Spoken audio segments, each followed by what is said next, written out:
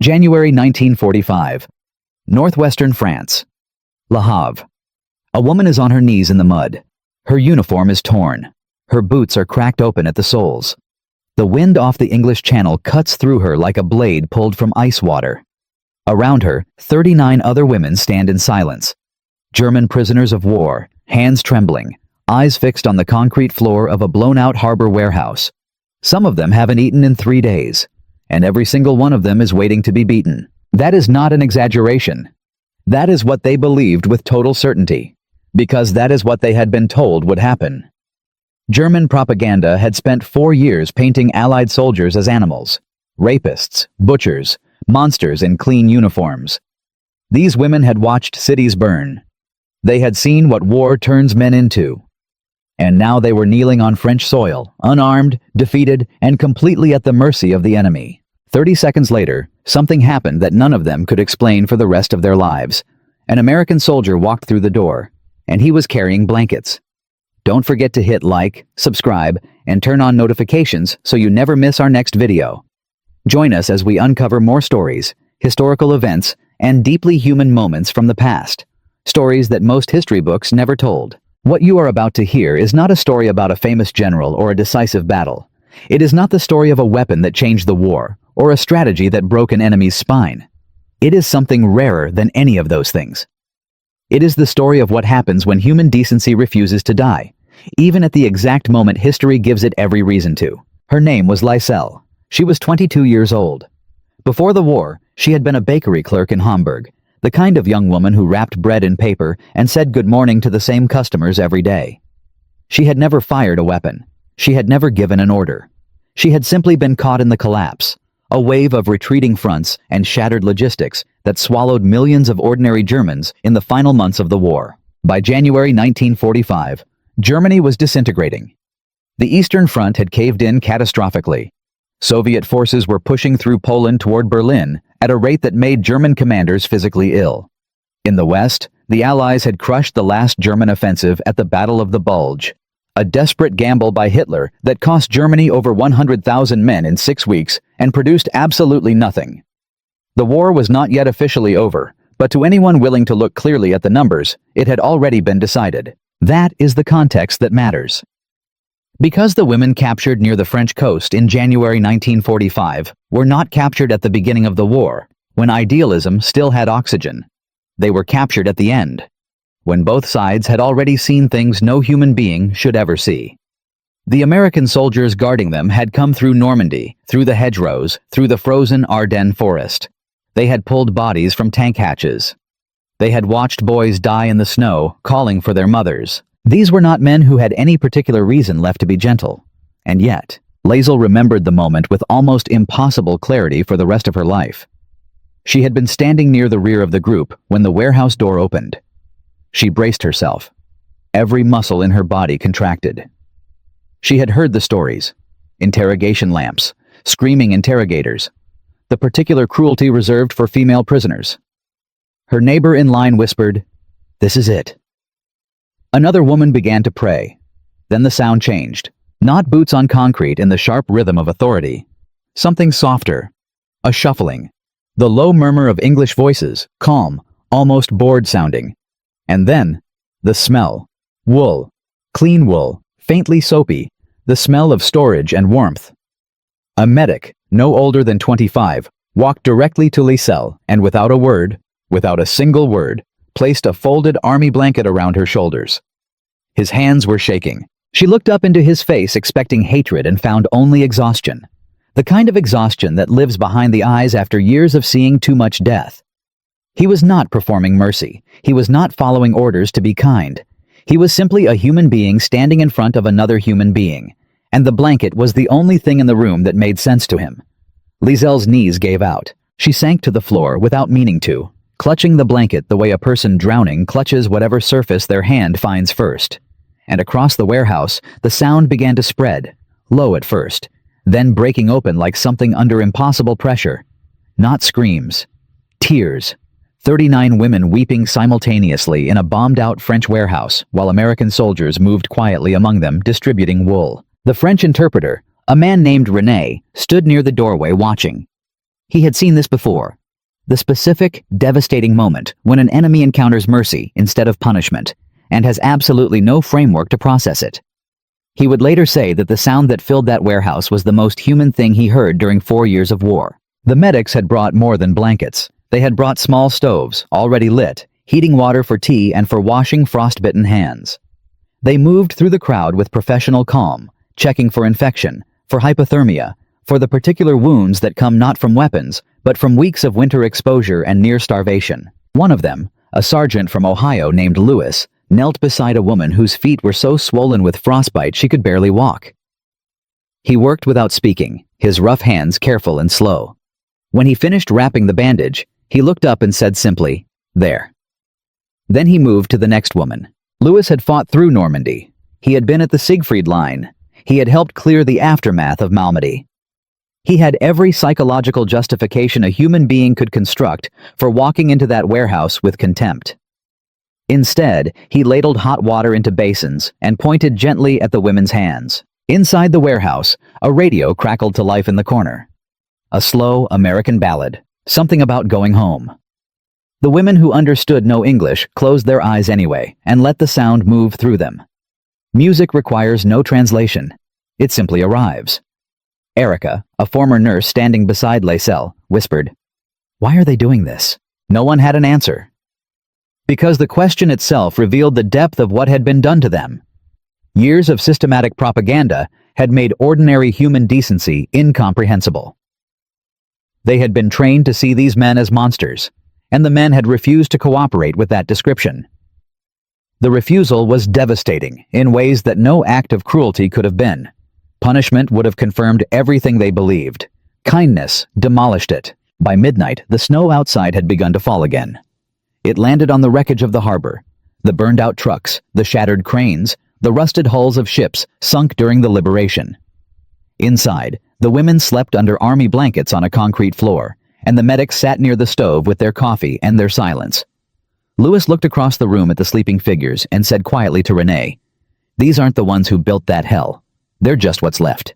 Renee nodded. The war ends differently for everyone. The morning came pale and cautious through the broken windows. The women woke into the brief amnesia of sleep. For 3 or 4 seconds, before memory arrived, they did not know where they were. Then the sound of boots outside brought it back. Yet the silence that followed was strange. No shouting, no dogs.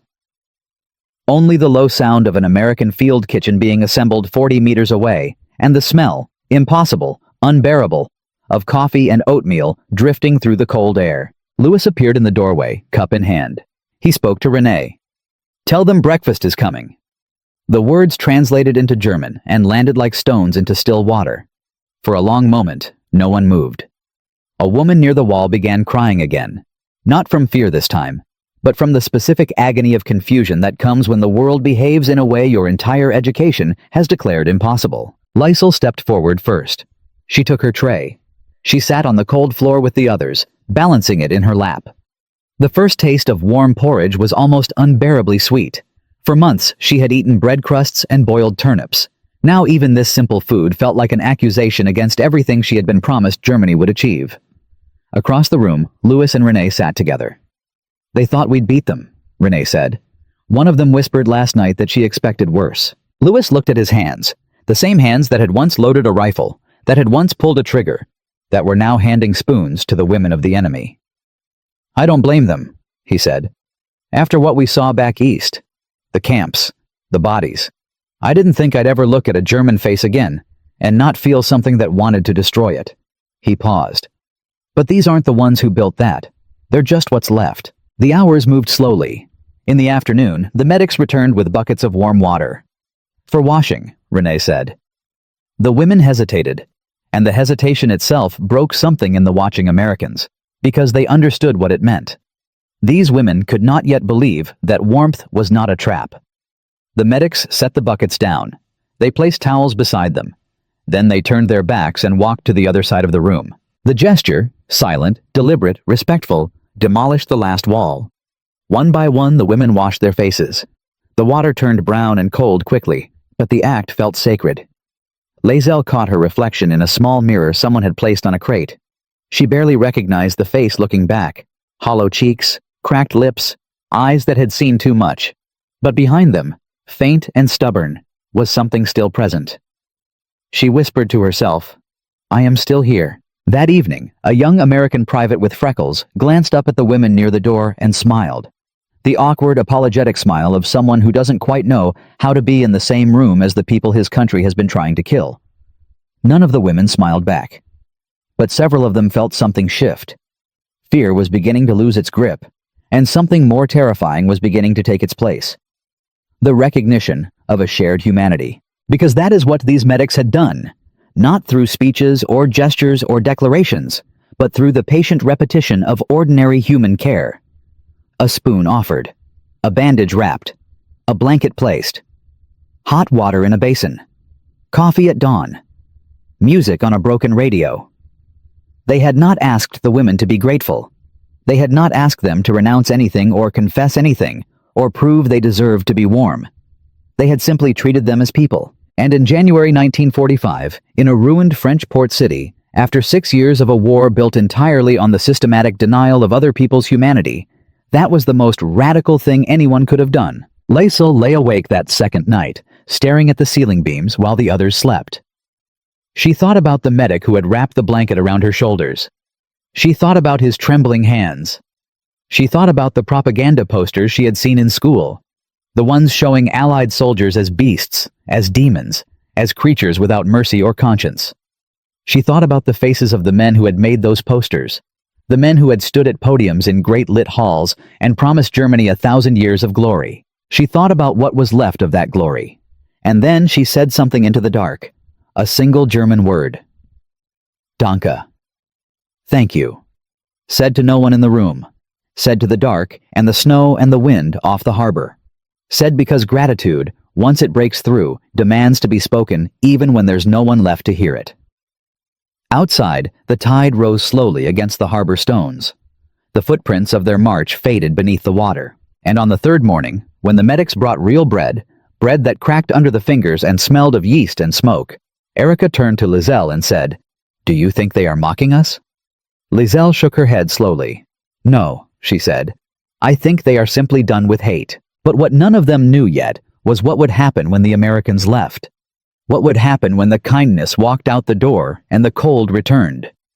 What would happen when Lizelle eventually crossed back into Germany and discovered what waited for her in the ruins of Hamburg? And what none of them could have imagined, not Lizelle, not Erica, not Louis from Ohio, was that what began in that warehouse on a January night in 1945 would not end in Le Havre, that it would travel, that it would survive decades and oceans and the long silence that falls over the things people are too ashamed to remember, that a blanket given to an enemy would one day be placed inside a glass case in a museum, that a letter would cross the Atlantic 30 years later with 5 words, "I never forgot that winter."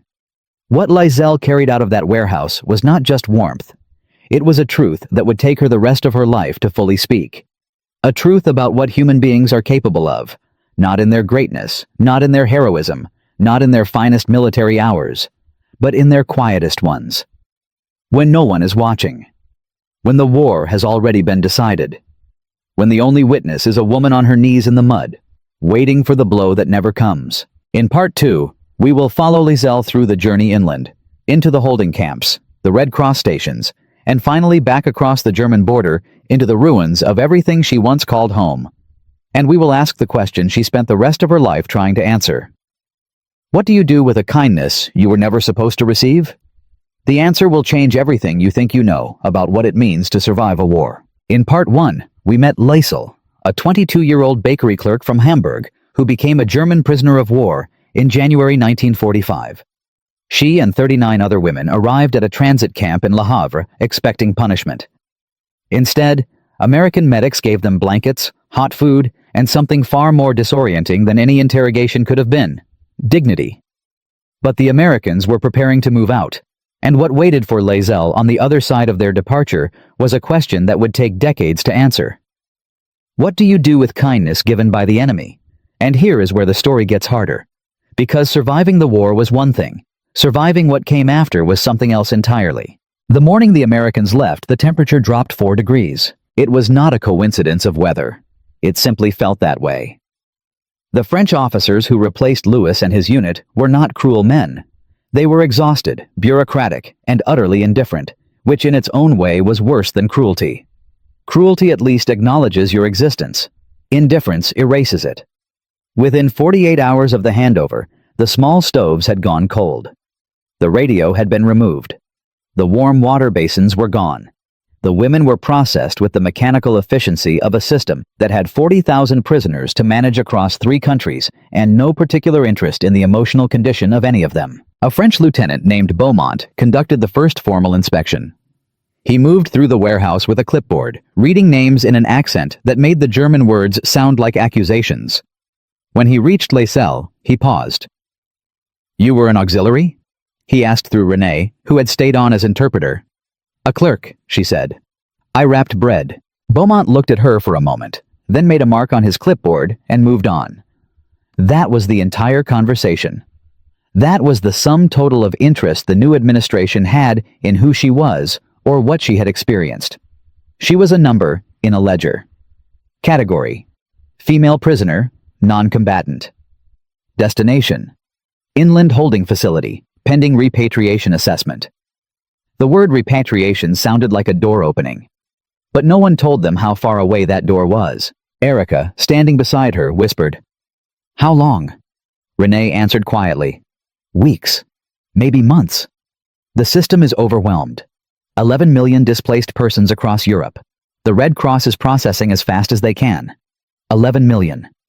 The number landed in the room and stayed there. Outside, the last American truck disappeared around the harbor bend. Laisselle watched until the dust settled. For a long moment, she simply stood at the warehouse door, the army blanket still around her shoulders, watching the empty road. Then she turned back inside, because there was nowhere else to go. The weeks that followed were not brutal, they were gray. Gray food, gray sky, gray routines. Morning roll call, midday distribution of rations. Bread, weak broth, occasionally canned vegetables that smelled of tin and old water. Afternoon work details, sweeping, carrying, washing. Evening return to the warehouse. The women created structure because structure was the only thing that held them together. They organized themselves by former profession. The nurses tended anyone who fell sick. The teachers held informal language sessions, teaching fragments of French and English to anyone who wanted to learn. Laisselle taught the younger women to fold the army blankets with military precision, because Louis had shown her once, and the memory of his hands felt worth preserving. She also began to write. She had no paper at first. She used the margins of a discarded French newspaper. Then Renee, who visited twice a week to facilitate communications, brought her a small notebook. "You should record it," he said simply. "What happened here? The way it happened. Who would want to read it?" "No one now," he said. "But later, someone will." She wrote without planning to write anything important. She wrote the way people talk to themselves when they need to hear their own voice. She wrote about the blanket, about the medic's trembling hands, about the kettle whistling, about Erica's face when she tasted real bread for the first time in months. She wrote about the storm, about Louis's hand on her shoulder when thunder sounded like bombs and her body forgot the difference. She wrote about the radio, the slow American ballad, the way music entered through the chest before it reached the mind. She did not write about Germany, not yet. That part was still too large to approach directly. It was like trying to describe the sun by staring at it. At the 6-week mark, the French administration announced transport inland. 40 women, 2 military trucks, a journey of approximately 4 hours through the French countryside. The women packed what little they had. Most of them had nothing except the clothes on their backs and whatever small items the Americans had left behind. A bar of soap, a tin cup, a scrap of paper with a word of English written carefully in pencil. Laisselle packed her notebook, and she packed the blanket. Erica watched her fold it into her bag. "You're keeping it?" "It goes where I go." The truck ride inland was silent and devastating in its beauty. France in late winter was beginning to show the first stubborn signs of recovery. Fields that had been tank tracks and shell craters were starting to close over with frozen mud. In one village they passed through, a woman was hanging laundry. White sheets on a line, moving in the wind. Laisselle watched until the village disappeared behind a hill and then looked at her hands in her lap and thought, somewhere, someone is doing something ordinary. The world did not stop. The inland camp was smaller and colder than Le Havre, but drier. Wooden barracks. A central courtyard. A perimeter fence that was less about security and more about geography. There was nowhere nearby to run to, and no one was running. The women assigned to Laysel's barracks arranged their bunks with the same instinctive organization they had developed in the warehouse. Nurses near the door. Older women near the stove. Laysel near the window, because she wanted to see the sky. The Red Cross arrived in March. 2 representatives, one Swiss, one British, moving through the camp with forms and gentle efficiency. They recorded names, assessed health, documented prior residence, and began the long administrative process of determining who could go where and when. Germany in early 1945 was not a place receiving people with open infrastructure. Cities were rubble. Rail lines were destroyed. Food distribution had collapsed. Returning someone to Hamburg meant returning them to a city where 43,000 people had died in a single week of firebombing in 1943, and where what remained was being administered by whoever had survived long enough to claim the title. The British representative, a woman named Margaret, sat across from Laysel in the assessment room. She asked the standard questions in careful German. Name, age, pre-war address, occupation, health status, family contacts still living. On that last question, Laysel paused. My father, she said. I don't know. Your mother? Hamburg. 1943. Margaret wrote something down and did not ask further. She had heard this answer, or a version of it, approximately 200 times in the past 3 weeks. She looked up. You speak some English? A little. I learned in the camp. Which camp? Le Havre. The Americans were there. They were... She stopped. She tried to find the word. Kind, she finally said. Margaret looked at her for a moment, then at the notebook visible at the edge of Laysel's bag. Is that yours? Yes. You wrote in it? About the camp. About what happened there. Margaret closed her folder. May I? Laysel hesitated, then handed it over. The British woman read for approximately 4 minutes without speaking. Then she handed it back, carefully, with both hands, as if it were something fragile. She said, You should keep writing. That was all. But the way she said it was not a casual suggestion. It was the voice of someone who recognized that what she had just read was a document, not in the bureaucratic sense, but in the deeper sense. Evidence. Proof that something had happened that the official record would not capture, and that the human record could not afford to lose. In April, Laysel's name appeared on a repatriation list. Hamburg, via Red Cross transit through Cologne. Departure in 10 days. She read the notice 3 times, standing in the courtyard in the thin spring sunlight, and felt nothing she expected to feel. Not relief, not joy. Something more complicated. The specific weight of an ending that reveals how much you weren't prepared for a beginning. Erica found her standing there. You're on the list? Yes, me too. Erica looked toward the gate. I keep trying to imagine what it looks like now. Hamburg, Germany. Laysel was quiet for a moment. I think it looks like us. They stood in the courtyard until the bell rang for evening rations. Around them, spring was doing what spring does in the ruins of terrible winters. Arriving anyway, without permission, without apology, pushing green through cracked concrete and blackened earth, because that is simply what life does when the killing stops. On the night before departure, Laysel sat in her bunk and opened the notebook. She had filled most of it.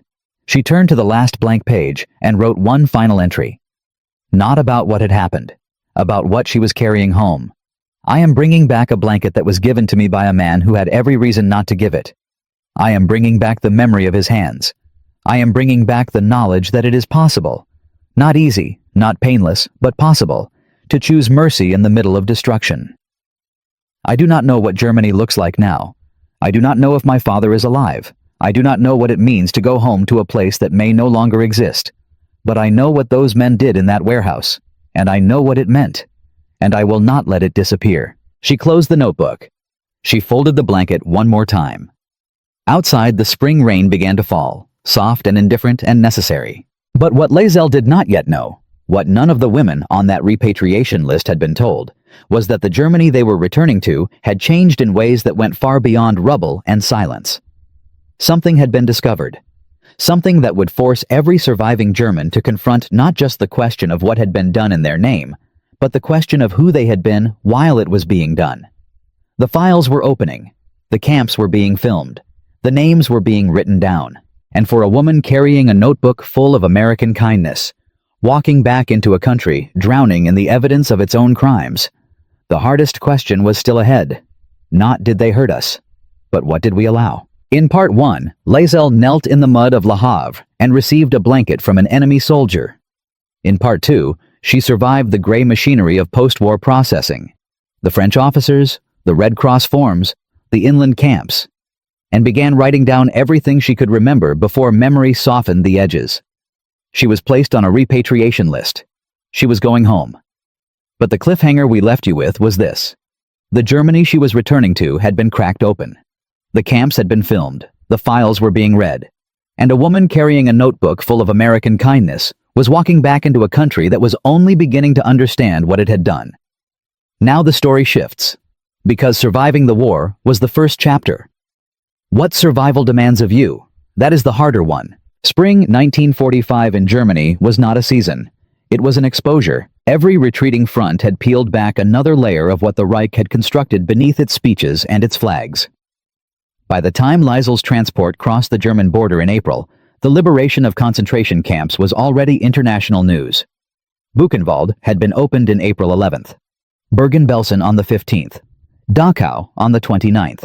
American soldiers had photographed everything, filmed everything. Eisenhower had ordered documentation with deliberate, systematic thoroughness because he understood, with the clarity of a man who had seen the camps himself and nearly wept, that someday someone would claim this had not happened. The numbers were staggering and still are. Approximately 6 million Jewish victims. 11 million total dead in the camp system. Thousands of German civilians were marched through the gates of nearby camps by Allied commanders and forced to look at what had been built within walking distance of their homes. Laezel did not need to be marched anywhere. The knowledge arrived through the windows of the transport truck in fragments. Overheard conversations. A Red Cross pamphlet pressed into her hands at a checkpoint. The face of a French guard who looked at the German women on the truck with an expression she had never seen before and could not yet name. It was not hatred. It was something colder. The specific look of a person confronting evidence that exceeds the capacity of hatred to explain it. She read the pamphlet in the back of the truck, her blanket across her knees, her notebook in her bag. She read it twice. Then she folded it carefully and placed it between the pages of the notebook, because even this, especially this, was part of what needed to be remembered. Erica sat beside her. "Did you know?" she asked quietly. Laezel took a long time to answer. "I knew something," she said finally. "I don't know if that's the same thing." The truck moved through a village where a woman was sweeping the steps of a church. The woman did not look up as they passed. Germany in April 1945 had learned the specific skill of not looking up, of keeping the eyes at the level of the immediate task, the swept step, the mended fence, the pot of water coming to boil. Because looking up meant seeing the horizon, and the horizon was full of things no one was prepared to account for. Hamburg appeared in the late afternoon light, like a wound that had stopped bleeding but not closed. Laezel had grown up in a city of 1.7 million people, a port city of red brick and wide water, of fish markets and church spires, and the particular smell of the Elbe at low tide. What remained in April 1945 was approximately 40% of that city. The Operation Gomorrah firebombing raids of July 1943 had killed between 34,000 and 43,000 people in 10 days. The largest firestorm ever created by conventional bombing in the history of warfare. Entire neighborhoods had burned so completely that the rubble had fused into a single continuous layer. Streets existed as names on maps that no longer corresponded to anything physical. She found her street, or rather, she found the space where her street had been. The bakery below her family's apartment was a foundation outline in blackened brick. The building above it was gone. She stood on the edge of the foundation for a long time, the blanket over her arm, the notebook in her hand, and did something she had not done since the warehouse in Le Havre. She allowed herself to feel the full weight of it without trying to manage it. The loss of the building, the loss of her mother, the likely loss of her father, the loss of the specific, ordinary life that had existed in those rooms. Bread smell in the morning, the sound of the radio, the particular creak of the third step on the staircase. She let it arrive, all of it at once, Then she turned away from the foundation and walked toward the neighbor's door she already knew, because survival requires continuation, and she had survived this far by keeping her feet moving forward. Frau Metzger opened the door. "My God," she whispered. "You're alive." She was given an attic room, a cot, a bowl of thin soup. That night, under the American blanket, in the ruins of the city she had grown up in, Laisel opened her notebook to a blank page and wrote without stopping for 2 hours. She wrote about the camps, about the pamphlet, about Erika's question in the truck, about what it meant to have received kindness from men whose nation had just opened the doors of Buchenwald and Dachau and photographed what was inside, and to carry both of those things simultaneously, the blanket and the knowledge, without collapsing under the contradiction. She did not resolve the contradiction that night. She would not resolve it for years. But she wrote it down with complete honesty, because Renee had told her to record what happened, and what was happening now was the hardest part. The following weeks were a study in the specific texture of collective shame. Hamburg in summer 1945 was beginning the long administrative process of denazification, the Allied program that required former party members to complete questionnaires, attend hearings, and submit to classifications ranging from major offenders to followers to exonerated. The process was simultaneously necessary and insufficient, like trying to drain an ocean with a bucket while acknowledging that the ocean was, in fact, still there. Liesel watched her neighbors navigate the questionnaires with the same careful skill they had applied to not looking up. Answers calibrated precisely to the minimum admission required. Memories managed. Contexts supplied. She understood the impulse. She shared it in the specific way that everyone who had lived through those years shared the deep human need to believe that their individual participation had been peripheral, incidental, fundamentally different from the thing itself. But she had a notebook, and the notebook made selective memory impossible. She found her father in September. He had survived the firebombing by being out of the city on a delivery run. He returned to find his home gone and had spent the intervening 2 years in a temporary settlement 20 kilometers north, working as a laborer on a farm owned by a family whose son had not come back from the Eastern Front. He was thinner. His hands were rougher. He had the same eyes. When she showed him the notebook, he read it without speaking for a very long time. When he finished, he placed it on the table between them and put his hand over hers. He did not say anything. There was nothing to say that the gesture did not already contain. She began teaching in the autumn of 1946. The school had been established in a building that had not what did the soldiers do, not what did the prisoners feel, but what does it mean, decades later, when the people who lived it are gone and only the objects remain? What does a blanket in a glass case teach a child who was born 60 years after the war ended? And what does it mean that the answer to that question, the last, quiet answer, was written not by a general or a historian, but by a woman who once wrapped bread in paper and said good morning to the same customers every single day? Across 3 parts, we have followed Liesel from the mud of Le Havre to the ruins of Hamburg. We watched her receive a blanket from an enemy's hands. We watched her survive the gray machinery of post-war processing, cross back into a broken country, and begin the long, impossible work of teaching children how to hold contradictions without being destroyed by them. In part 3, we left her sitting in an empty classroom with a worn army blanket on the corner of her desk and a boy named Heinrich walking out the door into the autumn light. The cliffhanger was this: what does it mean when the people who lived the story are gone and only the objects remain? Now, in this final chapter, we answer that question. But first, there is one detail about this story that almost no one knows, and it changes everything. Laisel taught school in Hamburg for 31 years. She never married. She never left the city. She lived in the same attic room where Frau Metzger had given her a cot in 1945, and when Frau Metzger died in 1962, Liesel quietly took over the lease and stayed. The room was small. The window faced north, toward the harbor. On clear days, she could see the cranes of the rebuilt port, taller and cleaner than the ones that had existed before the war. She found a particular comfort in watching them. The evidence that things destroyed could be rebuilt, not identically, not without visible seams, but genuinely, functionally, tall enough to be useful again. She kept the blanket in a cedar chest beneath her bed. Every year, on the first day of winter, she took it out. She unfolded it slowly, the way you unfold something you want to last, and she sat with it in her lap by the window and allowed herself 1 full hour of memory. The medic's hands, the kettle whistling, Louis saying "welcome" with the wrong German word, in completely the right tone. Erica's face in the truck. Her father's hand over hers on the table. 1 hour. Then she folded it back and returned it to the chest and went about her day. This was not avoidance, it was discipline. The discipline of someone who understands that memory, handled carelessly, becomes either sentimentality or trauma, and that the distance between those two failures is maintained only by the deliberate choice to engage on your own terms. She continued writing.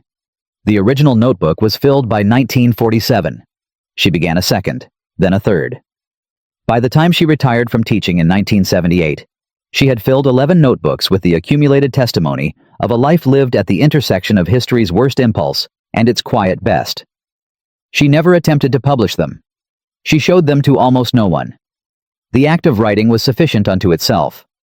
The recording, the preservation, the refusal to let the specific gravity of ordinary moments dissolve into the general blur of historical narrative. Her former students remembered her with the specific warmth that people reserve for teachers who told them the truth. Not the comfortable version, the actual version. Several of them became teachers themselves. One, a man named Klaus, who had sat in the third row and rarely spoke, became a historian at the University of Hamburg and spent his career documenting civilian experiences of the war's final months. He dedicated his first book to her. The dedication read, "For the teacher who showed me that history happens to people, not just to nations." She received no medals, no official recognition. The German government's process of denazification and national reckoning had no particular category for women who had received American blankets and written about it honestly. She was not a hero in any registerable sense.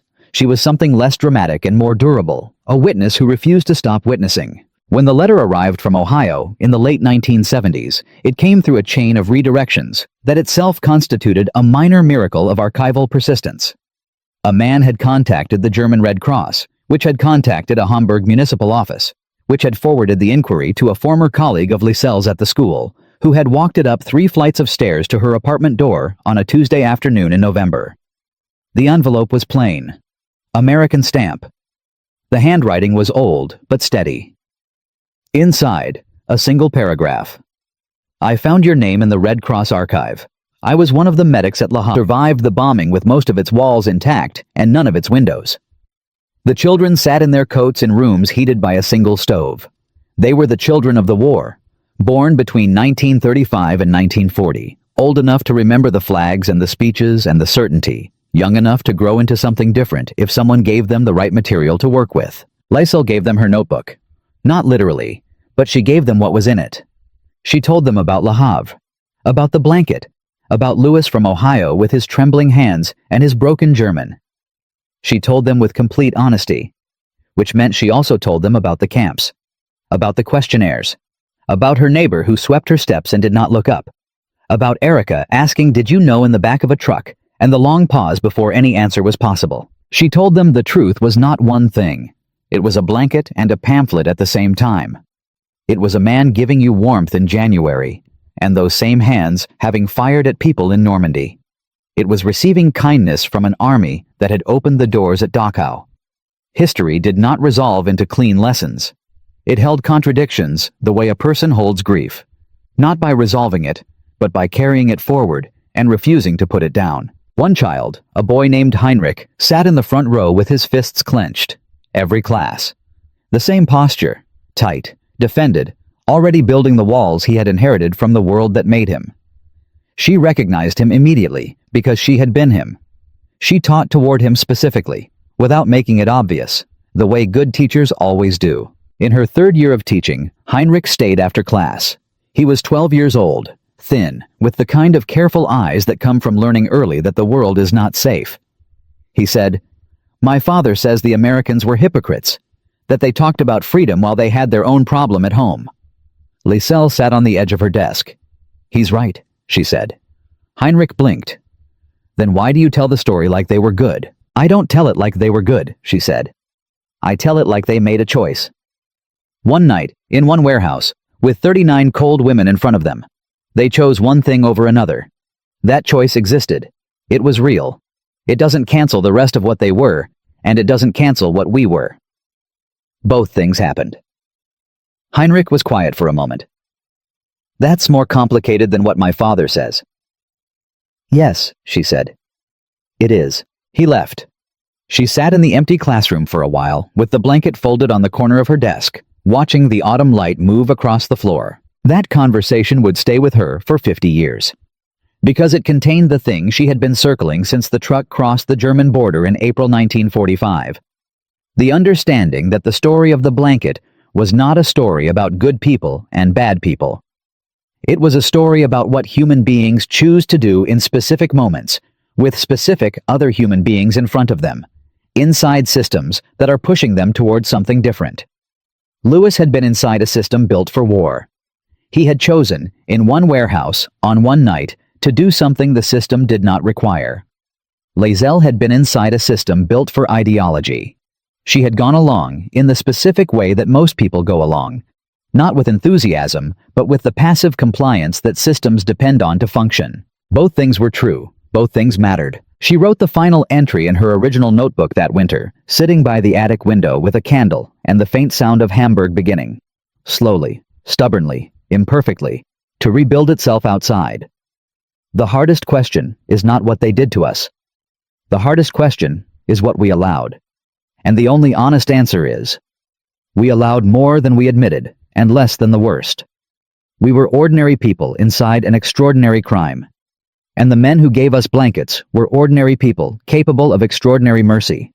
The distance between those two ordinary states is where all of history lives. She closed the notebook. She folded the blanket. She went to sleep. But what Lae'zel could not have known, lying in that attic room in 1946, 30 years before the letter from Ohio would arrive, was that her notebook was not finished. That a young woman named Sophia would one day read it. That a museum in Hamburg would one day build an exhibit around a single piece of worn army wool. That on the first day of every winter, someone would place a folded blanket at the foot of a tree planted in her honor, and no one would ever know who. There is one final chapter to this story, the one that answers the question no one thought to ask at the time. Havre, winter 1945. I never forgot that winter. I hope you are well. His name was Thomas Lewis. Sergeant, United States Army, 29th Infantry Division. He was 71 years old and living in a veterans home outside Columbus, Ohio. Lae'zel sat with the letter for a long time. Then she opened her 12th notebook and wrote the date at the top of a fresh page. She wrote, "He remembered." Then she wrote nothing else for the rest of that day, because those two words contained everything that needed to be said, and she understood that anything added would only diminish them. She wrote back. A careful letter, 4 pages, translated into English with the help of a dictionary and the fragments she had accumulated over 30 years of occasional practice. She told him about the classroom, about Heinrich, about the boy who became a historian, about the cedar chest and the annual hour by the window. She told him that she had kept the blanket and why.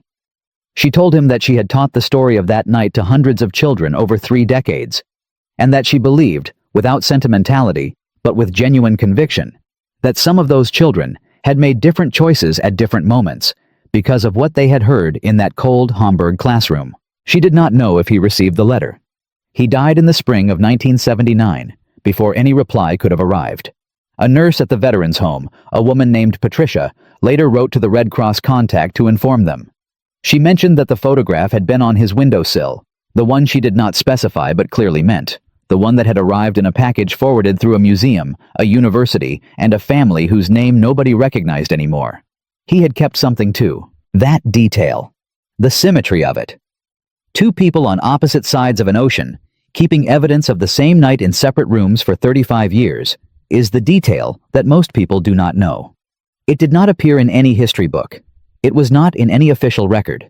It existed in the margin between what history documents and what human beings actually carry, which is where most of the important material lives. Lae'zel died in 1998, on a morning in late winter, seated in her armchair with the blanket across her knees and a cold cup of tea on the table. The slip of paper beside her said 3 words in German. I remember. Whether those words were directed at Lewis, at the medics, at her students, at history itself, or simply at the specific weight of a January night in 1945, no one could say. Perhaps all of those at once. Perhaps that is what remembering finally becomes when you have done it honestly for 50 years. Sophia, the former student who carried the blanket to the funeral and organized the museum exhibit, spent 18 months documenting the full story. The exhibit opened in Hamburg in 2001. In the center of the display case, the blanket. Beside it, the 12 notebooks, preserved under glass. Beside those, a single photograph. Not of Laezel, and not of Louis, but of the warehouse at Le Havre as it had looked in January 1945. Gray and broken and ordinary, with the sea just visible through a gap in the damaged wall. The exhibit received no major press coverage. It was not a landmark institution. It occupied a room in a small history museum that also displayed artifacts from the Hamburg firebombing and the Reconstruction period. School groups visited on Tuesdays and Thursdays. Tourists found it occasionally, usually by accident, usually on the way to somewhere else. But the guest book filled steadily. Page after page of handwriting in a dozen languages. A German woman who had been a child in Hamburg during the bombing and had never spoken to anyone about what she saw. A Japanese student who had come to Europe to study post-war reconciliation and wrote 3 pages in careful English about what the blanket meant to her. An American veteran of a later war who stood in front of the case for 45 minutes and wrote only, "We tried." A French schoolteacher who brought her class every year because, she wrote, "This is the only exhibit I have found that tells the truth about all of us." The plaque beside the cedar tree outside reads, Laezel, 1922 to 1998. She returned with nothing, but carried home a warmth that still lives. Each year on the first day of winter, someone places a folded wool blanket at the foot of the tree. The museum staff have never identified who does it. The blanket is always plain. Army weight. The kind that scratches against cold skin and holds heat longer than it has any right to. This is what Laezel's story teaches, gathered across 76 years and 4,000 kilometers, and 12 notebooks and 1 cedar chest. It is not a lesson about war, though it lives inside one. It is not a lesson about nations, though it crosses several. It is a lesson about the specific moment when a human being, inside a system designed to produce one outcome, chooses to produce a different one. Louis did not save the world that night. He gave one woman a blanket. One woman who then gave 30 years of honest testimony to hundreds of children, one of whom became a historian, several of whom became teachers, all of whom carried something forward that they could not have carried if she had not first decided to write it down. That is how the moral inheritance of small acts actually works. Not in dramatic cascades, in quiet transmissions, teacher to student, letter to archive, blanket to chest, notebook to glass case, hand to hand, winter after winter, until the original moment is so far behind you that you can only see it by the light it left. The world has had no shortage of moments like Le Havre, moments where someone had every justification to strike and chose instead to shelter. Moments that happened in a dark room with no witnesses except the people inside it. Most of those moments vanished. The people who lived them were too busy surviving to write anything down, or too ashamed of the broader context to claim the smaller mercy inside it, or simply too ordinary to imagine that what they had experienced was worth preserving. Laezel was also ordinary. That is exactly the point. She was a bakery clerk, who became a prisoner, who became a teacher, who became, entirely without intending to, a historian of the thing that saved her. She did not think she was doing anything important. She thought she was simply trying to remember honestly in a world that was working very hard to forget selectively, and she was right about that. And the remembering mattered. And the blanket is still there, behind glass, in a small museum in Hamburg, on a street that did not exist before 1945, because the one that was there before was destroyed and rebuilt, which is what streets do when they survive the thing that was supposed to erase them. From a warehouse in Le Havre, where 39 women knelt in the mud expecting punishment, to 12 notebooks, a cedar chest, a museum exhibit, and a blanket placed at the foot of a tree every first day of winter by someone who leaves no name. That is the full distance this story traveled. That is what one act of unrequired mercy produced across half a century. The greatest truth this story carries is also its quietest. It was never about the war. It was about the moment inside the war when the war stopped being the loudest thing in the room. When a man's trembling hands placing wool on cold shoulders became briefly the only thing that mattered. And it turns out that moment, that specific, unremarkable, unwitnessed, undocumented, profoundly ordinary moment, was the one worth keeping. Everything we carry from the darkest winters began as something someone chose to give.